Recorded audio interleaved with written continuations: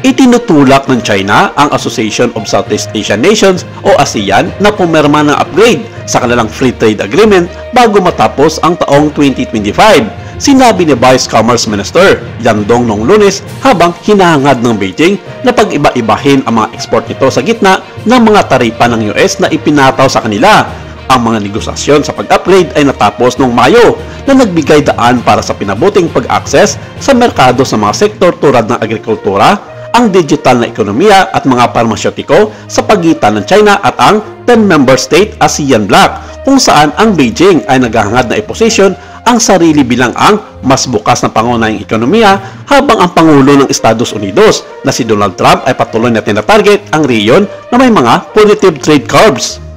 Sa harap ng unilateralismo at proteksionismo sa mga pandaigdigang kadina ng industriya, iginiit ng China at ng ASEAN ang multilateral na kooperasyon upang mapanatili ang katatagan at maayos na operasyon ng mga regional na tanikala ng industriya. Noong nakaraang buwan, ang mga pag-export ng China sa ASEAN ay tumaas ng 22.5% mula noong isang taon sa 57.1 billion US dollar na ginagawang nangungunang destinasyon ng pag-export ng China sa Timog Silangang Asya ayon sa halaga. Ang pagtaas ay nakatulong sa pagkontra sa isang 33.1% na pagbagsak sa mga pagpapadala ng US sa 31.6 billion dollar. Ang China at ang 10 Asian states ay miyembro rin ng Regional Comprehensive Economic Partnership na kinabibilangan din ng Japan, South Korea, Australia at New Zealand. Ngunit sinasabi ng mga analyst na ang RCEP ay isang hindi gaanong ambisyosong trade deal na may mas mahinang mga provision sa mga lugar tulad ng e-commerce at phytosanitary standards.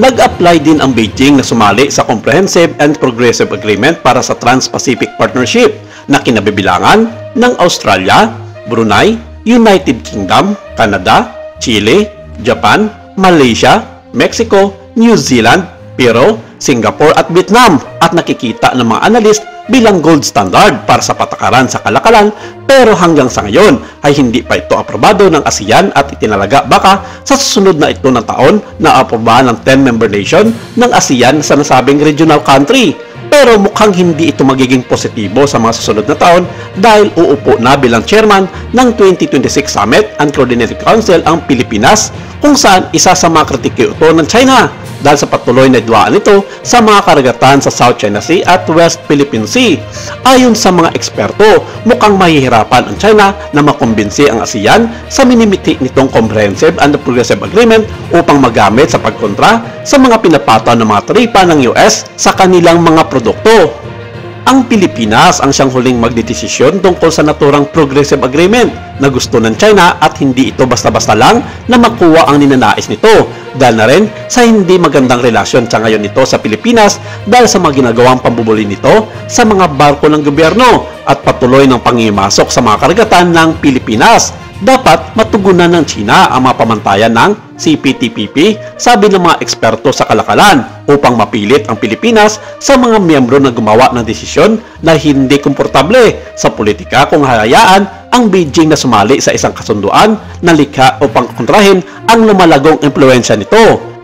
Samantala, kinumpirma ng Leonardo na inaalok nito ang Eurofighter 2000 Typhoon Tranche 5 fighter aircraft sa kagawaran ng Pambansang Depensa ng Pilipinas upang matugunan ang mga kinakailangan para sa multi-role fighter aircraft para sa Philippine Air Force. Sa isang panayam sa Aviation Week, sinabi ng Vice President ng Leonardo para sa Eurofighter Typhoon export na si Constantino Plavini Rosati na ang Leonardo ay tinalaga ng Eurofighter Consortium na manguna sa kampanyang mag-aalok ng Eurofighter EF-2000 Typhoon Tranche 5 sa Pilipinas noong 2023 dahil nagpadala ang Philippine Air Force ng request for information sa kanila.